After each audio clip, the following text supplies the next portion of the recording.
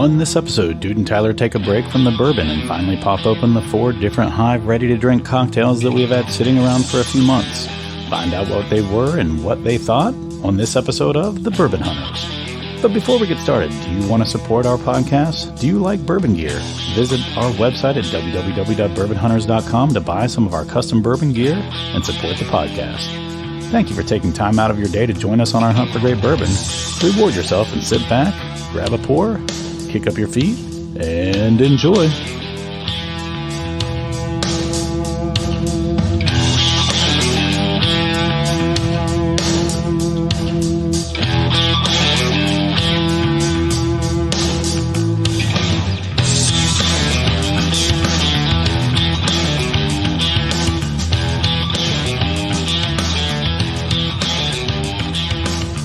Welcome to another episode of the Bourbon Hunters. I am Dude Poole. I'm joined by Tyler Schaefer.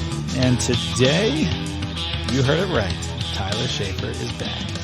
So for Tyler's return, we're actually kind of going to take a little break from the bourbon today. And we're going to have a ready-to-drink cocktail. And we're going to do 4 of them from the same company. This is a company called Spirited Hive. And basically what they use is honey, organic honey to kind of, I guess, sweeten up or whatever their cocktails. So each one of them, they use honey, but each one of them is a little bit of a different take on a cocktail. So we're going to go through those, catch up with Tyler since he hasn't been on. He's been traveling with his job for the last few weeks. So we're going to go through these and just kind of, drink them and see what we think and just talk about catching up. So what have you been up to, man? Last week I was in Michigan. Yeah? Yep. And you went to Tyler's Honey Hole, right? Yep. Anything? Nothing. Yeah? Nothing. Yeah, I got your text. I was excited. I was waiting for maybe something, good. Yeah. You're like, nothing. Well, the guy I know, he wasn't working. He typically doesn't until later in the evening. I think his brother's there earlier on. But when I say that there was nothing, there wasn't. There was good stuff. Yeah. Like they have good stuff there. But just, nothing that, me and you would have wanted to spend the money on. Right. I get it. So before we get a little further into this, we've got 4 of these to get through. The first one is their lemon, which is lemon, juniper berry, and honey. The base liquor for this is gin, and it's a gin lemon cocktail is basically what it is. So it's they use gin. It's a gin base sourced from New Haven, Missouri. Their gin lemon cocktail uses 100% all natural ingredients, including organic wildflower honey, which I believe is in every one of their ready-to-drinks, for a touch of sweetness, sure to impress any spirits lover. Very fresh nose. So that's the first one. And I'm not a big gin person. Yeah, and here's the thing about these, and I had some the other day, and to me, they're a little carbonated. They come off a little bit like a seltzer to me. I'm not a huge seltzer fan because I almost feel like it's... I saw a meme that described this really well, so I'm going to steal the shit out of this. But basically, it's watching a static channel on TV while someone in the other room is yelling a flavor at you. Yeah. That's kind of what a seltzer is. Well, I think there's different levels to seltzers as well. There are. Like there's, and what do they call them? They're not technically seltzers. They're more of, like the Bud Light seltzer. I don't think they're actually seltzers. They're, what is it called? Like a cider maybe? Or No, it's like not a malt liquor. Maybe like a malt beer, whatever they are. Maybe, yeah, I don't know. I forget the name. I forget it. Yeah, figure it out while we're talking. But did you do anything fun for the Derby or for Cinco de Mayo? No, I got 2 kids. I don't do anything fun. Yeah, I mean this year Cinco de Mayo was on a Friday, so Trina and I were actually able to go out and enjoy. We had a couple of pre-made cocktails I made here. The drinks that I made last week for the episode I made for her. She enjoyed, and then we just kind of went out to a happy hour and enjoyed our having a couple drinks, and it was low key because I have to get up on Saturdays and coach, so we can't do anything crazy on Friday nights. But I'm trying to. So this. Speaking of kids, how awesome was it? Speaking of kids, I mean, good segue. Speaking of kids that ruin your life, Good stuff. What age do you think that they didn't run your life? 18? Like when did it start that you felt like you were getting some of your life back? In a way. Not that I don't feel like I don't have it, but I feel like I don't have the freedom to be like... I would say middle school. Middle school? Like 6th, 7th, and up. Where they can watch themselves. Yeah, you can really. leave them home alone for little brief periods of time. You don't feel so bad maybe if you and the wife want to go out for a drink on a Friday night. You're not abandoning them or anything. They're self-sufficient. You give them dinner, then you can go out and have some fun. They're even old enough to potentially like help take care of the dog or something at that point. The other thing too is, I think if you're one of those dads that coaches their sports, that's about the time that all stops too. So you get some of your life back from that regard. Yeah. And now you're letting basically the high school or the school itself do the coaching. Sure. Unless they're in some sort of like club sport or something like that, which happens. Like baseball, even when baseball ends, you'll still do travel baseball. Did you always feel the need or want to coach Bryland's teams, or sometimes was it just... I didn't at first, but I became that way because my oldest son, Jacob, I didn't coach his sports. And I regretted it because every one of the coaches that coached him were there to coach their kids. Yeah. And I did the same thing, but I did not coach that way. I coached everybody. My son rode the bench a lot. When I coached, if he wasn't, he sat on the bench there. When we were playing basketball, he didn't even start the day that you helped me coach. Like he didn't start every game. If he wasn't playing the best, he wouldn't start. Yeah. And in fact, I'm the type, I feel like anyway, that I'm the type of guy that there were a lot of times I didn't start my son, even though I felt like he should start. Just for the reason to not make it look like I was coaching there for nepotism. My son. Yeah. And, but I will say that I feel happy that I did coach him because I felt like he got true coaching. Sure. When I watched other kids coach my oldest son, the other kids were an afterthought. It was almost always for the coach's son. Yeah. And that pisses me off. Sure. Like it's great that you're volunteering your time, but if you're volunteering your time, make sure you're giving every kid. Not every parent has that time constraint, that time ability or availability to go out and coach their kid. And so it's like it's a privilege for sure. Like, well, you should get the benefit. Your kid gets the benefit of you coaching, even if you don't show nepotism, because you're able to talk to them after coaching and after things and explain some stuff to them and break some stuff down. And for Brylan and I think that was a great thing to our relationship. It allowed us to kind of connect in a way outside of just regular family. With Jacob, that's one of my big regrets for him is I didn't coach any of his sports. Yeah. Because I didn't think I was capable of it until I saw them coaching. And then you're like, I could have done this, and I would have done it better. Yeah. And then there's also soccer. I played soccer, but I never played it to the level where I felt like I could have coached it. Now, football, basketball, baseball, I did. Mm-hmm. But I didn't feel that way about soccer. But then after the fact, I was like, fuck, I could have coached that. Yeah. I could have coached that easily. I mean, it really isn't that hard at that age to coach it. No. And because, there are some strategies and things like that, but I could have learned less those at those age. And basketball and things like that are very similar from a strategy standpoint. Sure. Because the way you're moving people around the field or whatever. But I don't know. I still feel bad that I didn't do it. I should have done more from a coaching perspective with him, and I just never did. Yeah. But in hindsight, that's the problem. Sure. It was all hindsight. So what do you think of this lemon? It's fresh, and I'm not a gin person, but I'm not either. But I actually like this. Yeah. Okay, yeah, yeah. I was trying to look up.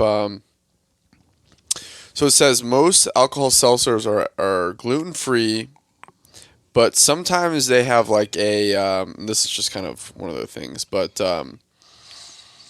they're more of like a malted. It's like a malted beer almost. Yeah. Versus like obviously these are like a true hard liquor that's put into them. Yeah, and I don't know, like the percentage, I think alcohol in these is like 7%. So it's almost like a beer, you know? So it's not like it's anything crazy liquor wise. But I can taste the honey, which is interesting. Yeah.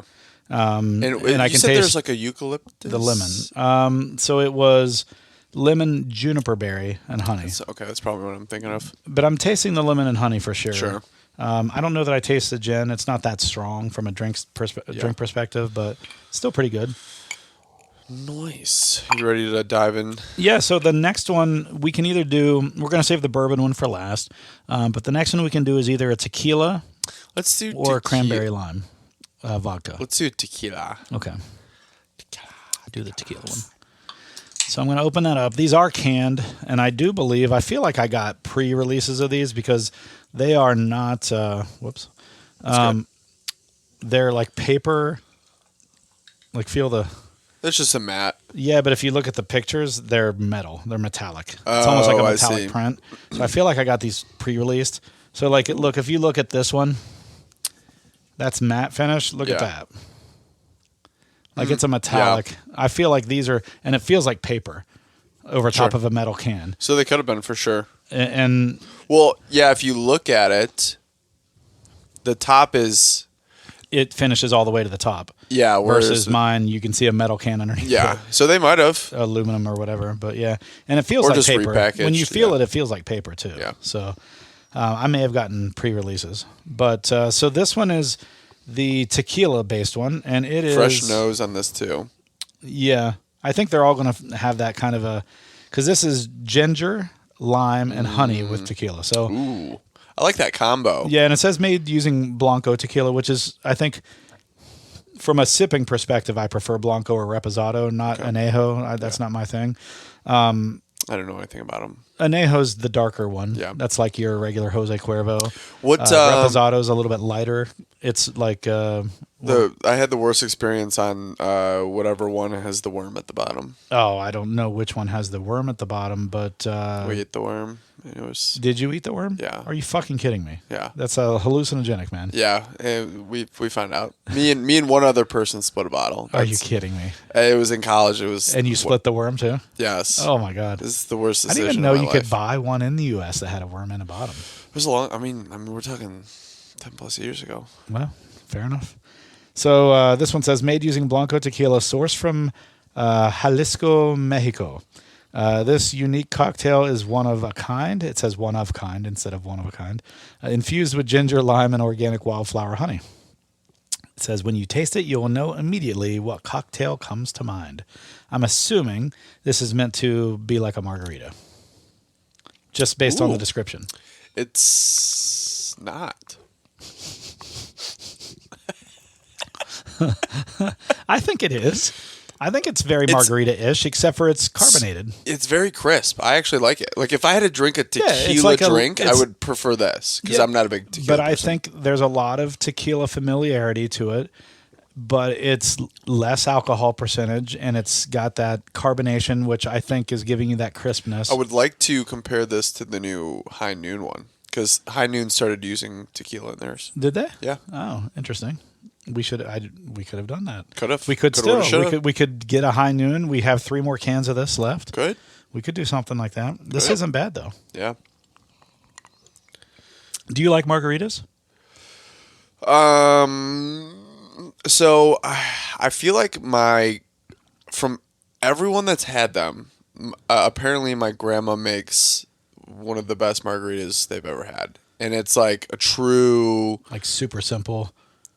I don't know about that, but I just know it's incredibly potent, and it's like not sweet or any of that. It's not like your slushy marg. It's like your fucking like authentic style margarita. Sure. I like. There's a couple in town. There's habaneros. Their margaritas. They're a little sweeter, but they're outstanding. But they're very potent. Yeah. And then what's the other place that's in that new landmark? It started in Upper Arlington. There's one there too. It's a taco place. It's right there, man. I don't know. You've never been there? Where is it?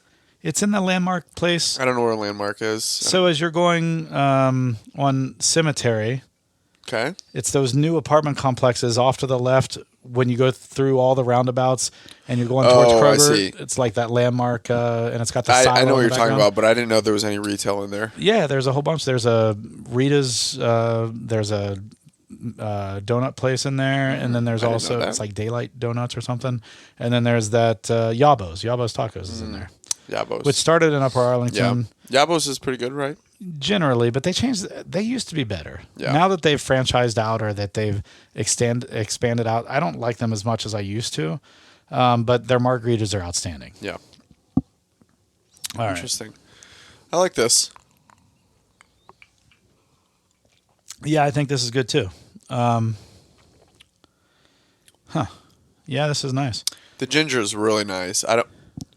Yeah, I don't dislike ginger. I'm a big fan of ginger. In fact, that's what got me into bourbon was Sure. ginger with my bourbon. So, so we've got Josh Marks from a previous episode when we were in the Bourbon Trail.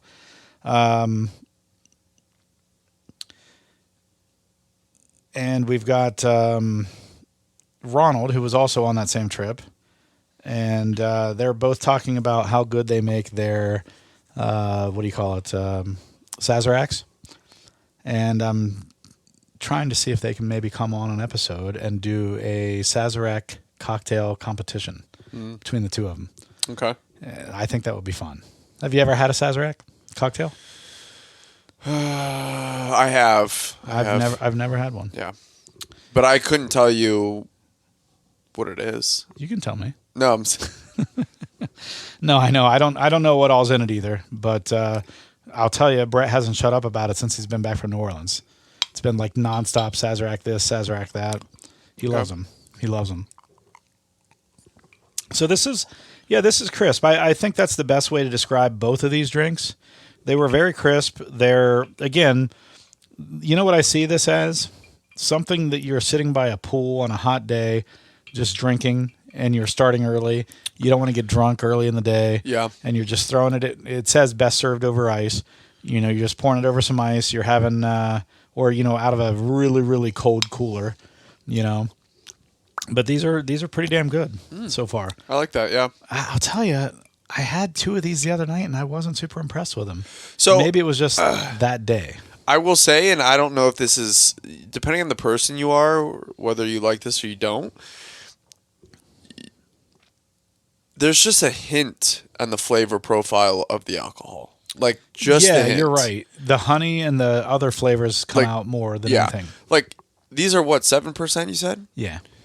You would get hammered before you knew You were drinking alcohol. you were drinking alcohol. Absolutely. Yeah, I agree with that. But I will say the honey is very evident. I can taste the honey in every one of these drinks, and then I can taste whatever that like complementary flavor is, like the lemon in the one, the ginger in this one. It really comes out in the drinks. Yeah. But you're right. The actual alcohol or the liquor or the spirit or whatever you want to call it, I'm not really getting much from it. Yeah, like, could you really tell that was a tequila drink? Like, that much? There was a hint of a margarita to it, but not enough to make me. If you blinded this to me, I don't know that I would have picked out that it was tequila. Well, so these last two I'm really interested to see because I think both of us would spot that right away. Well, the bourbon probably, but here's the thing with the bourbon when it has rosemary as the complementary, and I don't know, it almost overwhelms the drink, and that might be why I didn't like it. I'm okay with rosemary. I like rosemary with like my meat, you know, like if you're rubbing or doing something with your meat and you use rosemary, you know what I mean? Yeah. Like you're letting it sit overnight with some rosemary, and then Sure. you're like, that's one thing, but in a drink, I'm not sure. I don't know. Sure. What have you been up to? Well, I mean, To be honest, it's been a Still- nightmare. Still a wild couple weeks with banks, obviously, and then the renovations. Yeah, and- all the contractor nonsense has been a nightmare. Getting people to actually come out. We're finally now to where we have the plumbing done. We've got a contractor coming out to start the work in the middle of May.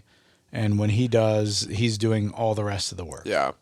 So I will say, I know we've talked about this a number of times as far as like eco plumbers and their pricing. A lot of the feedback that we got from customers too was that's one of the reasons they were okay paying a higher end price is because we showed up when we said we were for the most part. Yeah. You know, you weren't having to wait like months down the road for a project, or you Well, I didn't will hear say from the anyone. plumber was the one who got back to us quickly. Yeah. And that's why he ended up doing the work, was because the contractor we were trying to work with, we were trying to have him do all of it. Let's show that first. And he just wasn't getting back to us. Yeah. And so we went ahead and contacted a plumber that was a friend of a friend or something, recommended from a friend or whatever you want to call it. Showed up. And he replied back almost immediately, and that's why we went with him. Yeah.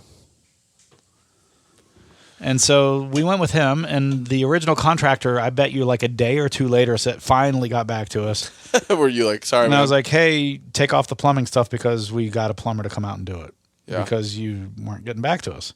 Yeah. I said, but if you're willing to do the rest, then you're hired. I mean, we had gotten high recommendations from him. Yeah. And he was just like, man, I'm so sorry. He's like, it's just been so busy. Yeah. He's like, I'm doing so much stuff, and then I a good sign, I think though. he's doing most of the work himself too. Yeah. So, Sure. But anything else filling the cracks there? well, I mean, so that between that and banks, that's been my life for the last month. Yeah. That was tough. It was right after my birthday that we found out he had cancer, and that was rough. So we spent a lot of our time trying to make his last days as comfortable as they could be, and Sure. and memorable for us and for him as they could be. It's tough though, because dogs can't advocate for themselves. They don't have a voice. So you don't know if they're in pain. You don't know if when they're happy, they're wagging their tail, but even when they're happy, they could still be in pain. Sure. And the day before we had to put him down, he was out in the street playing with dogs, wagging his tail. Oh yeah, it's always He was having fun. Yeah. And then the day that we had to put him down, it was a very, very quick decline. I noticed he wasn't moving around nearly as much in the morning, and he was at the point where one of his legs, he had an ACL tear, and the other leg he had a basically a Yeah.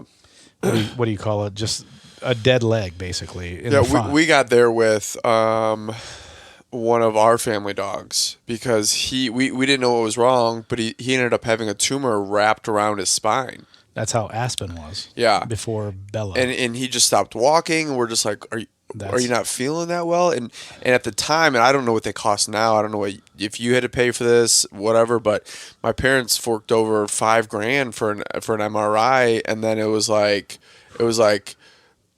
the next day. It was like you have to put your dog down. So like it was like fuck. Well, it wasn't quite like that for Banks. It was X-rays. Yeah. And they said, luckily, air quotes, that they can see tumors on lungs with X-rays. Yeah. Other places not so much, but Sure. on lungs they can.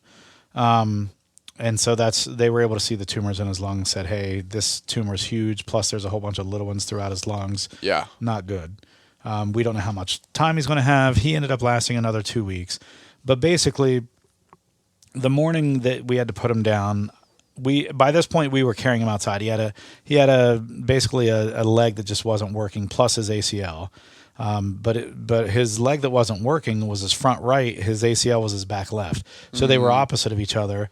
So he could kind of hop around a little bit, but it just went like it filled up with fluid, and it went. I don't know what the word. I can't remember the word for it, but he just couldn't use it. Yeah. And so I was carrying him outside and back in for his last week of his life. Yeah.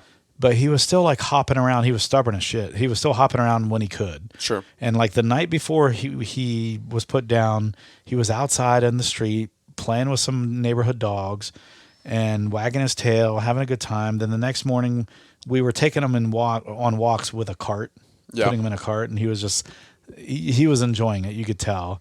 I don't know how much pain he was in during this time, but he was enjoying the walks. You could just tell because we'd ask him if he wanted to go for a walk, and he would get up and he would get in the cart himself. We'd put it at the porch, and he would walk into it. And then we came back from that walk in the morning. I sat out on the porch so he could stay outside longer. He stayed in the cart. He fell asleep in the cart while I was drinking coffee on the porch, and then later on that day, he just started declining quickly. And and up till that point, he was eating every meal like excitedly, like he was plowing through his food.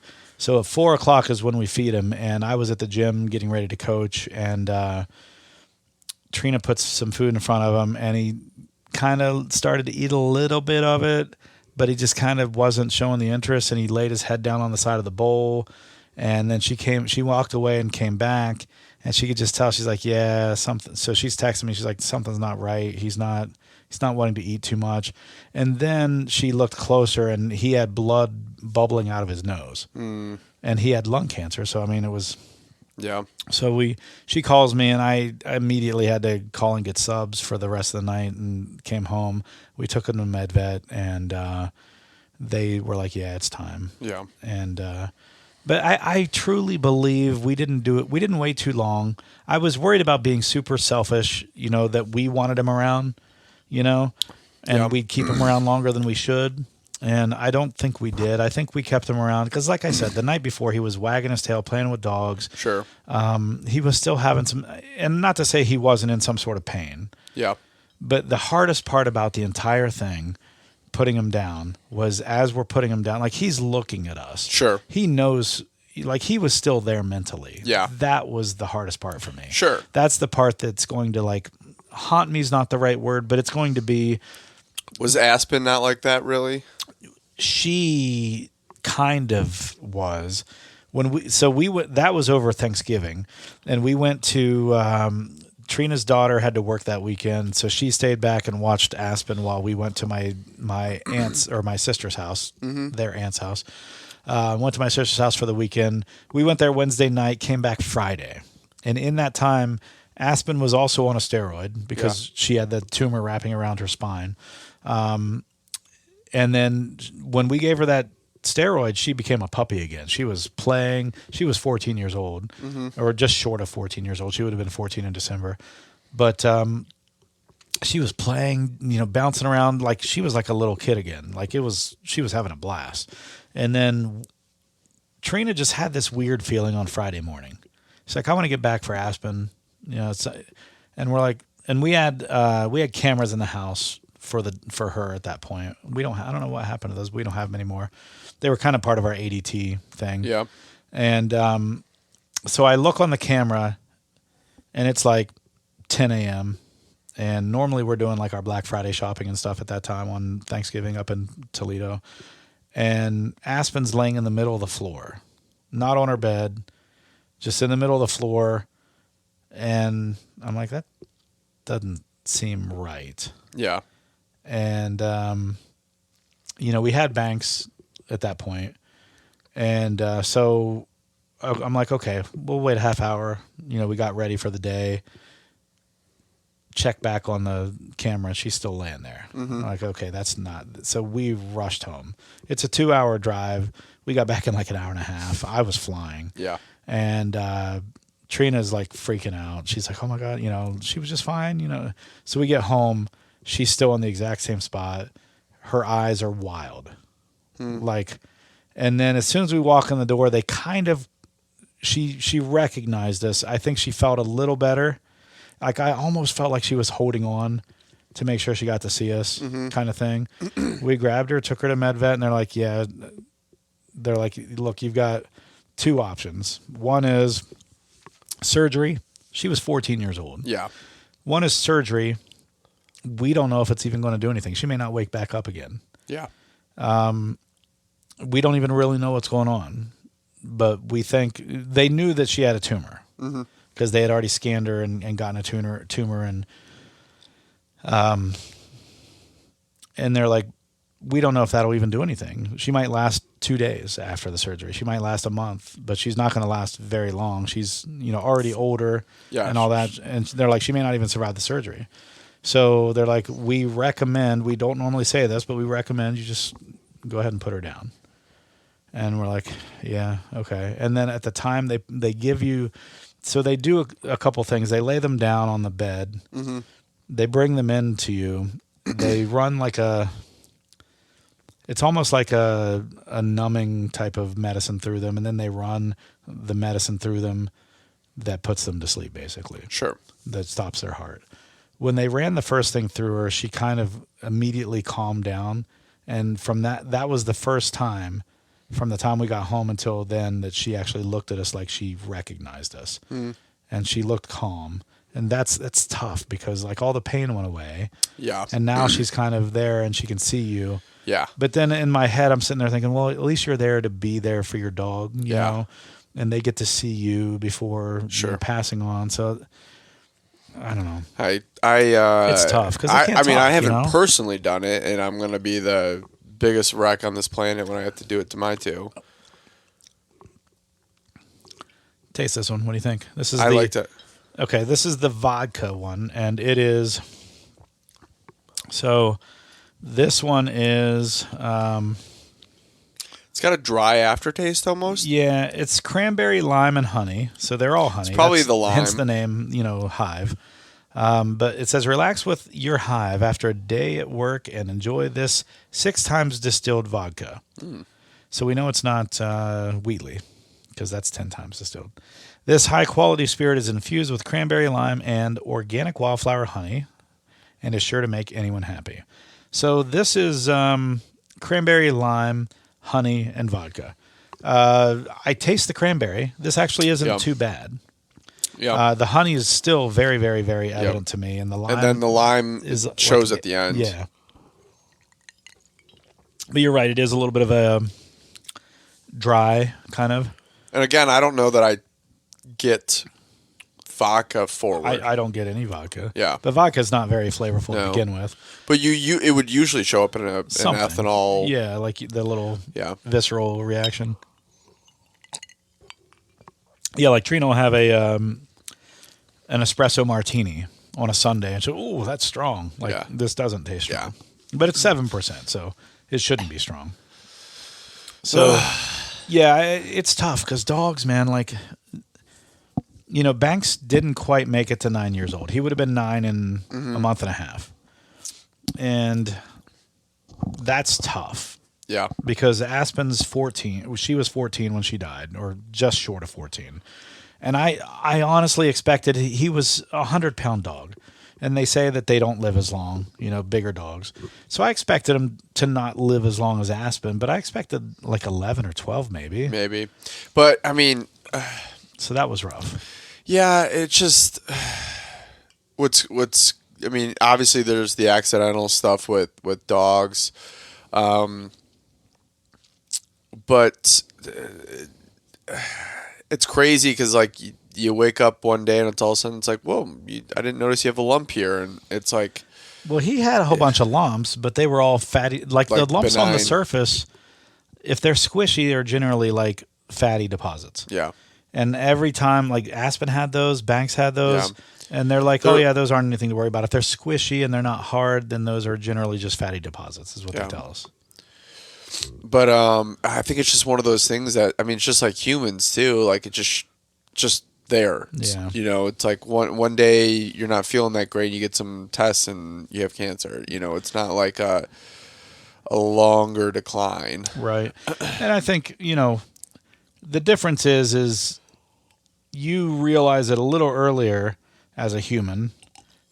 And not that dogs don't realize it, but they don't have any way to tell you. Yeah, exactly. So like you start, hey, I'm not feeling so good. A dog doesn't tell you that. You ask them if they want to go out to eat or go out to take a walk, then they're like excited and they're like, fuck yeah. They forgot about everything. Yep. Speaking of what have you been doing? So I heard my sly on the foodiness and. But I will say, No, I will agree. It was more. But of a I will joke, agree. I mean, I think the Pearl is one of the my favorite. No, you just always make fun of me because like I love Cameron Yeah. Mitchell restaurants, but in Yeah. Ohio, in Columbus, it's hard to beat a Cameron Mitchell restaurant. 100%, because it's you have They're just consistent. They're very, very consistent. And most of the time, every menu item is going to be good. There's a lot of times where you go to places and you're like, I'm going to go here for the burgers, or I'm going here for the steaks. 100%. You But go to a there's Cameron multiple Mitchell things place, on each yeah. menu. You go to a Cameron Mitchell restaurant, and it's like you could. It's hard to make the decision. It really is, because you're like, fuck, I will say I go to the Pearl almost exclusively for the burger. But like whenever you switch it up, once you're in like, a while you're I'll like, switch fuck. it up, and I did. Like I think I got the chicken and waffles a couple weeks ago. I Yeah. got the fish and chips a few weeks ago. Like Yeah, it's funny because at the Pearl at Dublin Park, when we walk in now, they always say hi to us. Yeah. Because they know who we are. sure. And like there's probably 4 or 5 of the wait staff who will come up to our table and ask how we're doing, even if they're not waiting on us Yeah. that day.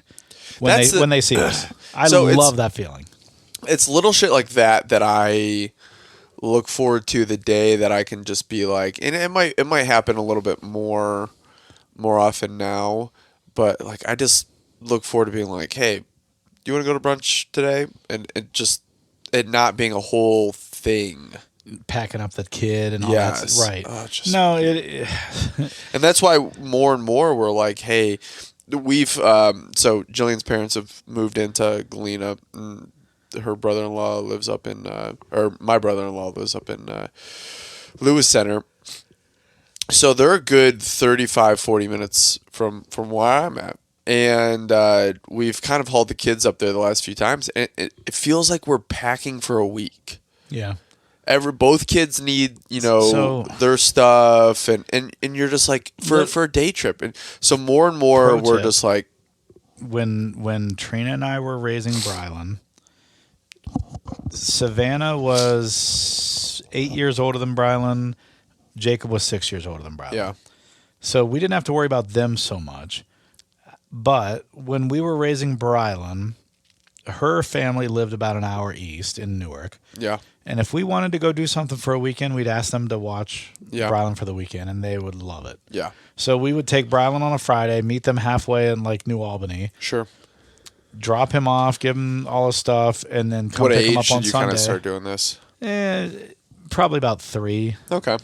That's where we're kind of at right now. And But so, well, and the nice thing about that is because we used to do that, he is so close with his granddad. yeah, Like his grandfather on Trina's side and him are very close. Sure. Now my parents, they live 2 hours away, so Yeah, we didn't that's get harder. but they did do a grandma camp every year. sure.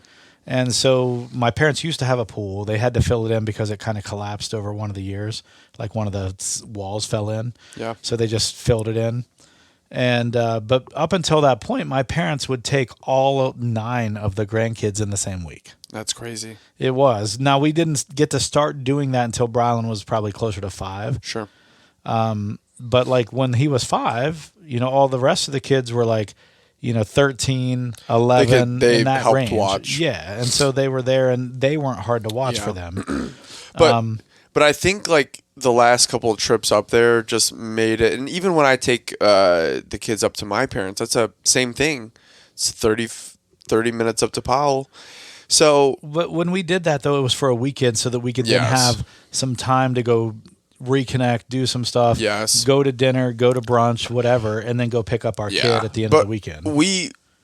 It just kind of reinforces that we want to be on the north side so that not only for the longer stuff, but if it's just going over for dinner one night, it's not a. Although the drive doesn't really affect it, sometimes it does if they get wild. But like it's more of just like, oh hey, they're 10 minutes away. Yeah, but in 4 years, that's not going to be anything. I know. So like you don't have to move north just because 4 years from now that drive will be nothing. Yeah. They'll have iPads or something in the back, Sure. and that drive's not really that big a deal anyway. But yeah, I mean, whatever. If that's where you want to live, that's where you want to live, and you just move. But I don't know. I think I liked the fact that they were an hour away, because when not we dropped too them close. off, they're there for the weekend. Yeah. There's not a, hey, 2 hours later, hey, they're being difficult, come pick them up. It wasn't that wasn't an option. No, that's nice. It was there for the weekend. Same with my parents. Like, and not that they would have done that anyway, because they knew that yeah, right? That was my least favorite, I think. Yeah. And this is, so we're now drinking the bourbon one, and it's ginger based. What do you think of this, to be honest? It's, or not ginger based, rosemary based. I'm sorry. I feel like the rosemary is too prominent. Yeah, and there's just not. Again, it's like no bourbon. Well, and it says, And I'm okay with that with gin, and I'm right. okay with that with vodka. but right. on bourbon, like I want to taste a little bourbon. Yeah, I'm the same way. And it's funny because the description says this unique beverage works on two fronts. The hardcore bourbon drinkers out there, and then it goes to parentheses, says, you know who you are, have sang high praise for our bourbon drink. This cocktail infuses flavors that do not distract from the taste of the Kentucky bourbon, sourced from Green River Distilling in Owensboro, Kentucky. And they have great bourbon. Right. So for these, and what I was thinking is I would actually go in and grab the Green River I have and pour some extra in here to make it stronger. Should we do You that? want to do that right now? Yeah, let's do that. Let me do that real quick. Let's Hold do on. it. All right, and I'm back. So I did a little splash Little splish of splash. Green River bourbon into our drink so that we can actually get a little bourbon flavor out of this. But I just thought that was funny that it says it won't distract from the taste of the bourbon. I didn't get any bourbon. No, yeah. The rosemary was way too strong. But then it says, so for these loyal bourbon connoisseurs, connoisseurs, the flavor shines through. The infusion of the rosemary, lemon, and organic wildflower honey has opened the door to a new audience of bourbon drinkers.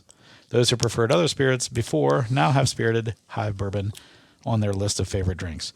So I will say that I didn't get any bourbon out of this. The rosemary was way too strong. Yeah.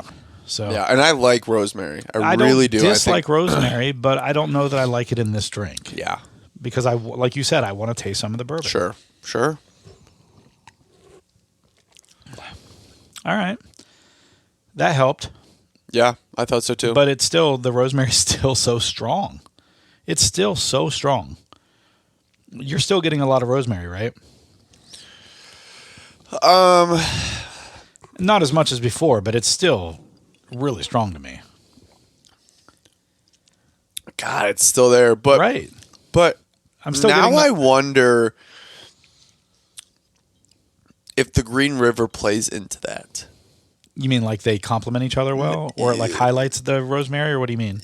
Yeah, or emphasizes the rosemary. Yeah, like yeah. if their flavor profile Just matches up really well? Yes, and it kind of like explodes it, which I don't know that you necessarily want to do. Well, it's possible that like maybe a bartender that uses Green River suggested, hey, rosemary really makes Green River, Do you know what their mash bill is? it's a rye based. That makes sense.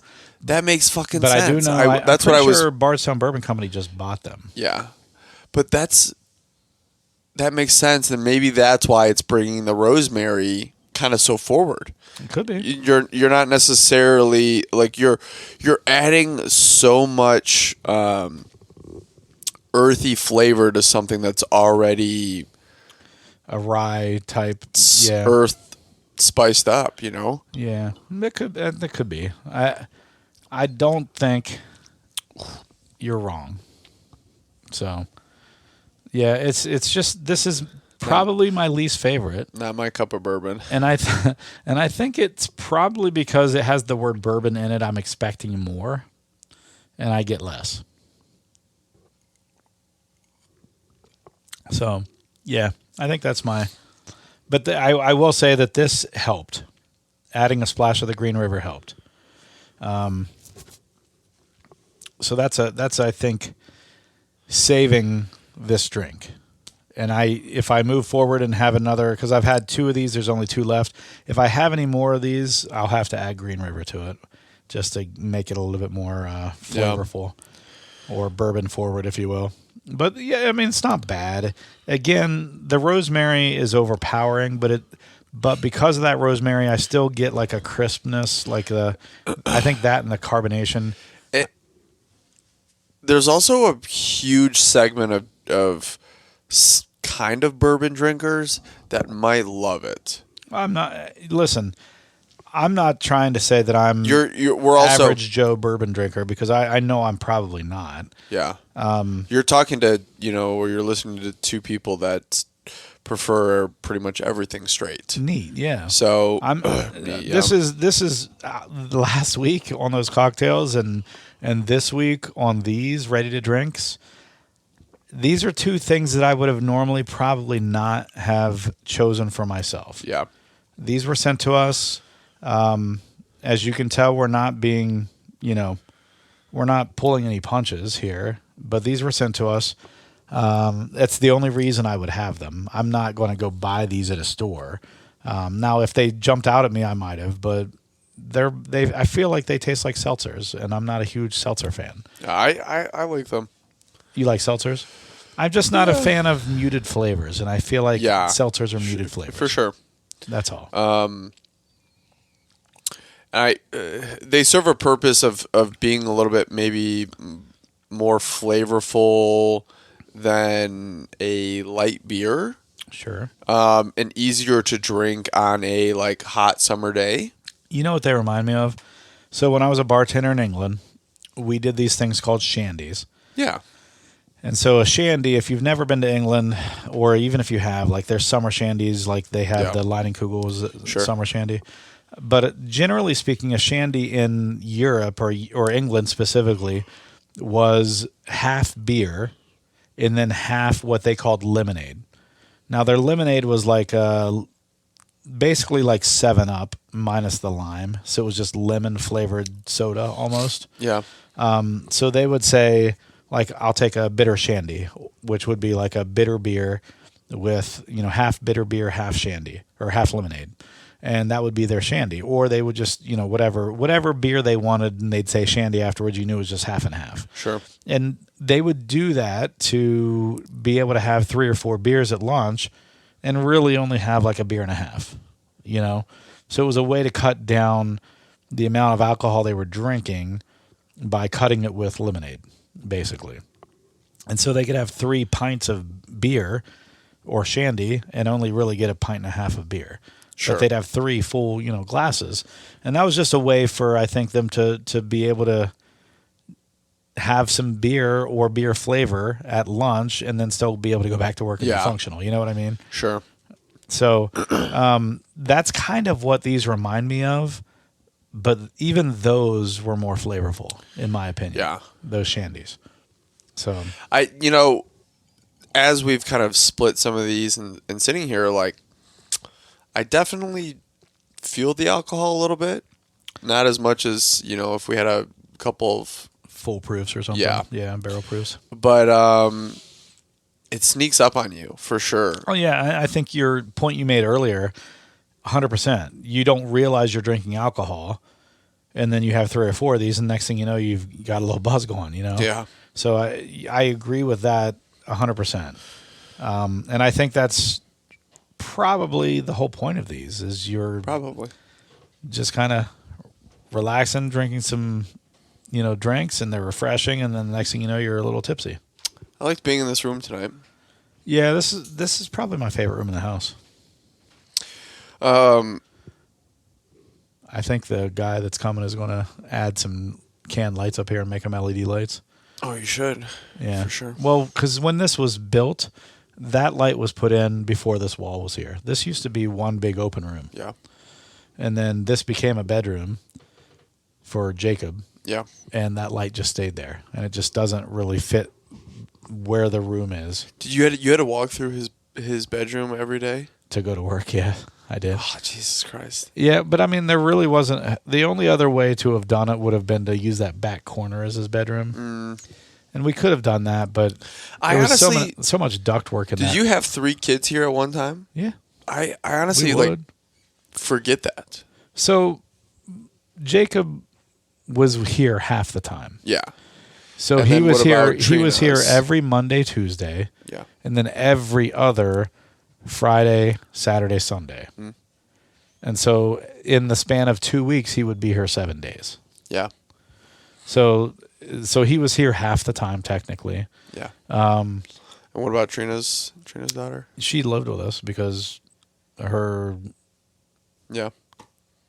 her stepdaughter's dad was never around. Yeah. He would disappear for a year and not contact her. Yeah. I remember one time, I think we were at her Sweet 16 birthday, maybe. I think it was Sweet 16. And we're sitting at the melting pot. She hadn't heard from her dad in a year.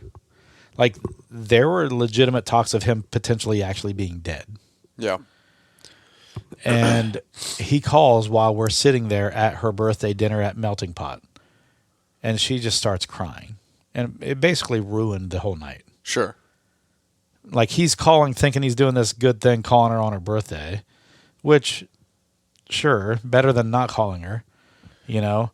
But we're in the middle of dinner celebrating her birthday, and then she just breaks down and starts crying. Yeah. Like, and it put a damper on the rest of the night. Sure. I mean, that's just kind of how it went. Yeah. And then, but it was, that's how it was the whole time. Yeah. I mean, but I always forget that you did have 3 kids in here. Yeah. Because There were bunk beds in this room, and Jacob and Brylan would sleep in this room, and then Savannah would sleep up in the upstairs room. And, yeah, Jacob just preferred it pitch dark. So he loved this room. really. Yeah. In fact, see that little hole up in the ceiling up there? Yeah.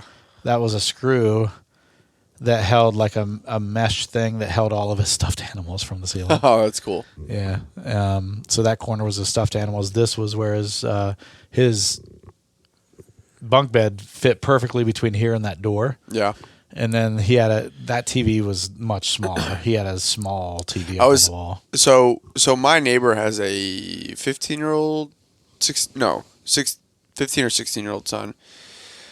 You know, and we've been in there for 3-4 years in this house, and you know, I was chatting with him the other day, and I'm like his son's starting to drive, and I'm just like, what the fuck? Like, your kid was like 10 2 days ago. It's the weirdest thing. And man. but I think at that age, like, especially, you know, same thing when I met Brylan when he was like in middle school.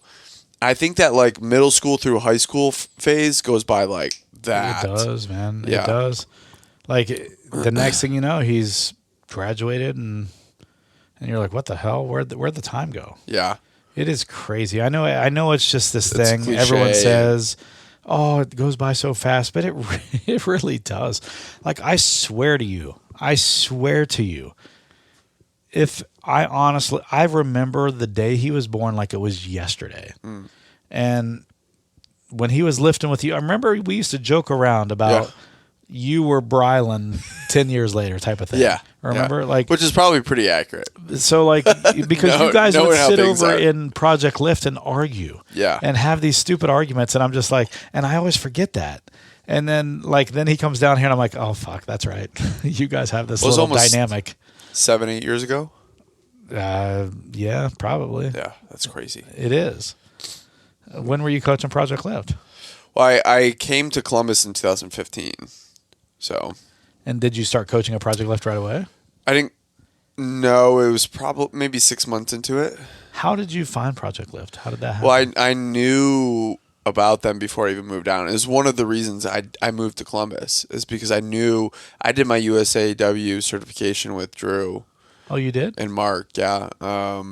Back in like maybe 2012, 2011, something like that. Really? Yeah, a long time ago. So that's when 2012, 2011, you did it with them? Yeah. Wow. When I lived in... That was even before... It was one of the certifications I knew as a coach, like as a strength and conditioning coach, it stood out. No, that's a good certification to have. Yeah. But that's even before they joined our There's only... gym. Yeah. Well, Columbus Weightlifting didn't join our gym until 2013. no, they were... Where we did it was at OSU. That's where it took place. Well, isn't that where Mark had his little kind of club at first? I don't know, but I actually came down and visited one time, and we were at the YMCA. Oh, yes, no, yeah. you're right. It was the YMCA, because there's one of the guys who coaches Olympic lifting, is one of the guys that runs the YMCA here in Hilliard. Oh, really? Well, he runs the fitnessy area. I don't know what his position actually is. I don't know if he still does, but when I first started the YMCA, he was the guy. Yeah. And then I would see him come to our Project Lift meets and stuff like that, and I'm just like, and I didn't know that's what he did. Sure. It was funny. So yeah, that's and at the time, I wouldn't say I didn't really have much going for me up in Michigan, but that's not too far fetched. But it was just kind of a stagnant life, and my parents had talked highly of Columbus. They were like, there's no way you couldn't get a job down here, or just. And I had a job up there for sure, but they're like, it was one of those things that you could come down and get a job right away, And it's funny, like every time that I go back to Michigan, and I'm like, I love the state, but fuck Metro Detroit, man.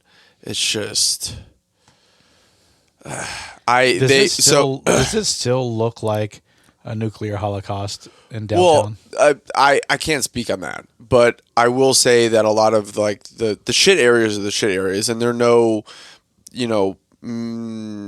they're the same shit areas as Columbus, just older. But you have to. So a lot of the thing with Metro Detroit is the city itself is just older than Columbus. So most everything here, like the office buildings and all that, like they're so much newer. Whereas, like, let's say you go over to like Cleveland Ave and you look at like one of those, or down to like West Broad, and you look at like the old shopping centers, whatever. That's like what so much of Metro Detroit looks like, because it's not. So I wouldn't say that new. Columbus is older or newer than Detroit. I would say that Detroit had its heyday. Oh yeah, in the 40s and 50s. Yes, but whereas Columbus just started kind of really picking up in that time. Sure, and Detroit started declining after that, whereas Columbus was, on the rise. And it's nice because Columbus, what's helped Columbus is that it doesn't have a true industry, which is really, really helpful. But it has a shit ton of headquarters. Yes, that but people that's just good. don't even know about. That's good. There's no industry here. Yeah, whereas right. Michigan's very very based off of automotive. Still is. Especially Detroit. Oh, it still is. But so a lot of the new areas that you would see of like typical of like Dublin and Powell and new of that, those are just so far outside of Detroit, like very, very far out. Yeah. Because they have places like that. Oh, yeah, for sure. You go into nice towns and you're like, sure. oh, they're brand new. You're like, you go by even my hometown. You're like, holy fucking shit, this is all developed now. Yeah. So it is there, but it's like, it's so far out. It's like the equivalent of being like up in like Marion and being like. It's because Detroit was just so huge. It's huge. It's huge, but it's fucking huge. But that metro area got so dilapidated, and I know they're trying to revitalize it. But it was so. I remember driving through there in the 2000 teens. Yeah. And it, honest to God, looks like a nuclear holocaust. It does. It does. And now they've done a lot, but it still is like, what the fuck? Now, here's the other thing that I cannot stand, and there's reasons for it. A lot of it is the weather, but they are constantly, like, I sent you the picture. They're constantly ripping, not like repaving or doing some renovations. They will literally take a major section of the highway, completely shut it down, and from ground zero just rip it up and do everything. And that process takes 3 years. Like, think how long 270 took. It's so frustrating. Imagine if they did that to 270 every 3 years. That's Detroit. They're like, we're going to do 696. We're going to do 275. They would figure out a way to make better pavement that withstands salt and ice and all that stuff better. Sure. I think they have, but I also think a lot of times they understand okay, so here's a great example of what I'm trying to say. You get off of, I want to say it's the light as you're going over Cemetery, over 270, and they're replacing the light poles. They're Yeah. That's it. Yeah, they're the same fucking poles, but they're angled different. like so fucking ever slightly. And I'm like, in one of them, it's literally the same angle. They've just put the pole like 3 feet back. Yeah.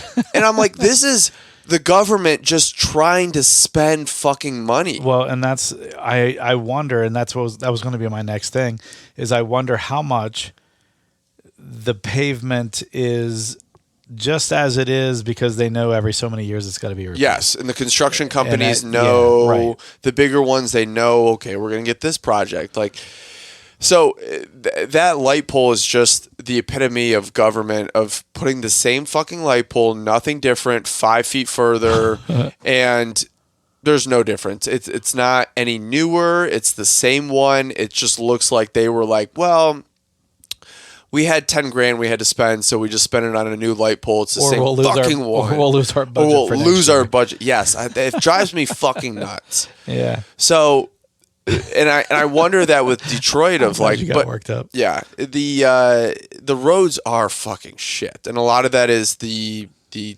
salt that they have to put on the roads and the weather. So I get that, but man, it's just. But again, I think there's got to be some company out there that has figured out a way that, hey, we found some salt-resistant pavement. Something. But so anyway, my point was I was going from Troy, where a lot of the automotive suppliers are at, down to where I was staying in Northfield. And up into that area, there's no easy get to. And they have 75 absolutely torn up. And where it had me kind of get off and take 8 Mile, which stretches forever out, right? Yeah. And I was on it for 30 minutes. Yeah. I was on it for 30 minutes, but 20 of that was driving through. I'm telling you, 20 straight minutes. 20 straight minutes on this road was absolute shit. Absolute shithole. And I was just like, That's kind of the point of the movie. I mean, 20 miles. That's where Eminem grew up. Yeah, but and how old is that movie? I don't know. And how old? And that movie was I wasn't how many even years after Eminem grew up? Let me see where Eminem's probably in his 40s, if not 50 now. Let me see exactly where I got off at. How old is Eminem? I don't know. I'll look that up while you're looking at it. He's like 40. He's got to be older than 7. Yeah, he's got to be close to 50. So 75. He's 50 years old. Jesus. So Eminem's 50 years old. And so that movie that he was in, that movie came out in 2002. Yeah. Right? So if he's 50 now, he was 31 then. Yeah.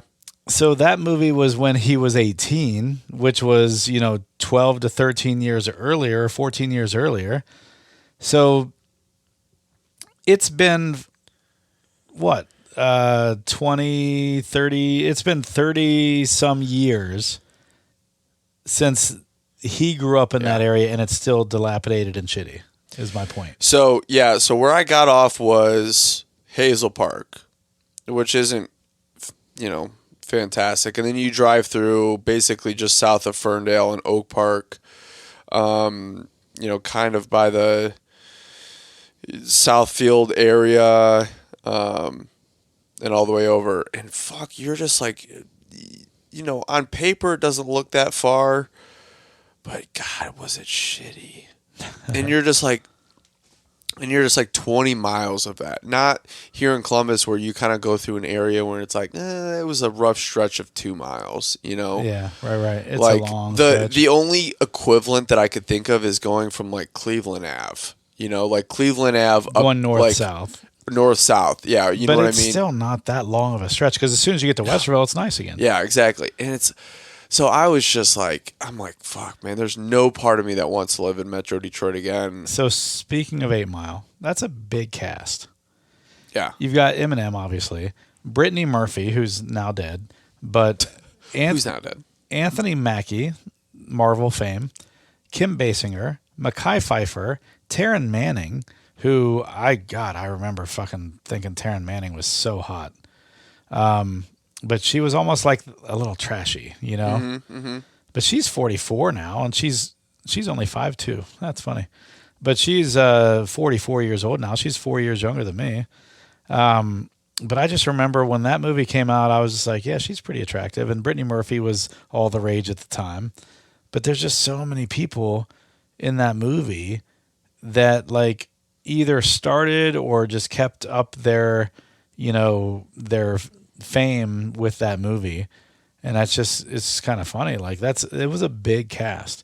And it's technically loosely based off of Eminem's life, Mm-hmm. I know a lot of it's probably accurate and a lot of it's, Hollywoodized, if you will. But I just think that's funny that that was probably a movie that was based off of his life in 1992, 91. And it's 30-some years later, and that area is still the same way. Yeah. That's just crazy. Yeah. Because usually those areas go through cycles. Like, sure, they'll get gentrified or something where... There certainly are. Like, I want to say Oak Park. Maybe not Oak Park. Maybe it's Highland Park. I forget. Oak Park or Highland Park, I want to say, is gentrified a little bit more. Ferndale is a mixture because it's just south of Royal Oak, and Royal Oak is a super nice area. But yeah, it's just crazy. I was driving through and I was just like, there's no part of me that wants to live there again. Live in this. Well, so there you go. That's part of growing old, man. Let's wrap this shit up. Like a teenager's dick. Let's wrap this up. You didn't finish your bourbon drink yet, man. Was that your least favorite? Yes. So if you had to rank these, let's do that. I'm gonna go with the vodka. The vodka was pretty good. Vodka. Then I'm going tequila. Then I'm going gin, and then I'm going bourbon. Surprisingly, bourbon is my least favorite as well. Yeah. I was actually these sat around for a while because they never reached back out to me. They sent them to me. I said, "Hey, I've got them. When do you want to do the podcast?" They never replied. So they just sat there for months. So I was like, you know what? So I opened them last week with Trina. I was like, you know what? They're not getting back to me, so I'm just going to drink them, see if I like them. Yeah. And they were sitting there for so long. I was like, oh, they kind of build up in my mind, And I was so excited to have the bourbon, but then that rosemary is just so strong. Yeah. It's so overwhelming. I don't like the choice for rosemary. What? They could have done something. They could have put ginger in that one, and it would have been better. So the next time where we're kind of, I wouldn't say lost in what we should review, I'll stop at the store and I'll just grab some of this different seltzers that have bourbon, because there's a number of them. There are. And so maybe we can compare just specifically bourbon seltzers. I'll keep two of these back, and then we can even throw this in. But I think this is never going to stand up to me, the bourbon one. Yeah. Because of the rosemary. It's just too strong. It's too overwhelming, and that ruined it for me. The rest of them were just right. I thought it was a good mix of all the flavors for the rest of them. But this one, the rosemary is just way too strong. But yeah, outside of that, I think I liked all of them. But yeah, I'm right there with you. I think the vodka one, the tequila one, the gin one, probably in that order. Sure. And then I would say it was a pretty big jump down to the bourbon one, to me. But I think that's good. We finally got Tyler's voice back on the podcast, so that's good. Join us next week when we talk about who knows what. We'll see. Maybe we'll do a seltzer episode with Tyler and figure out what's going on. But no, I think we're going to have Jason C. on next week. We might be on Tyler's patio next week, or on his deck. Hey, can you make sure that you trim back the shrub so that your deck looks a little bigger? Yeah. When we get there. Yeah, it's a big deck. Yeah, and send me a deck pic before we come over. Sure. I want to see that. But join us next week when we have another podcast. Should be a good time. Tyler has promised that he was going to smoke out some meat for us before we come over, so that'll be good. And he's not even paying attention to me. But thanks a lot, guys, for joining in, and we'll see you next week. Thank you. See ya.